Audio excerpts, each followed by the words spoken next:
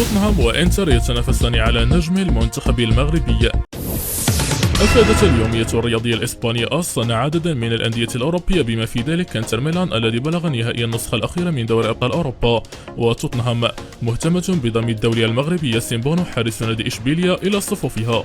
وكتبت الصحيفة المتخصصة: في نادي إشبيلية نعلم أن العروض الجادة لياسين بونو الذي كان من المقرر أن يغادر الفريق هذا الصيف ستتوالى قريبا. وتبعت الصحيفة: إنتر ميلان هو أحد الأندية التي وضعت الحارس المغربي على رأس اهتماماتها. توتنهام مهتم أيضا، لكن هناك العديد من الأندية الأخرى التي طلبت معلومات عن وضع بونو. وتشير AS إلى أن مسيري نادي إشبيلية سيطالبون بما لا يقل عن 20 مليون يورو لتسريح بونو، مشيرة إلى أن المفاوضات ستبدأ قريبا مع الفرق المعنية.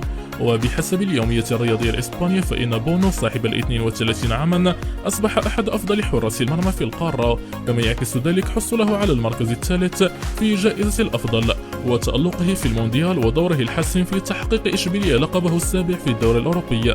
وانتقل حارس مرمى أسود الأطلس إلى الدوري الإسباني في 2012 قادما من الوداد البيضاوي، ولعب في صفوف الفريق الرديف لأتلتيكو مدريد وريال سراغوستا قبل أن ينضم إلى خيرونا في 2016. ويشار إلى أن بونو متعاقد مع نادي إشبيلية حتى العام 2025.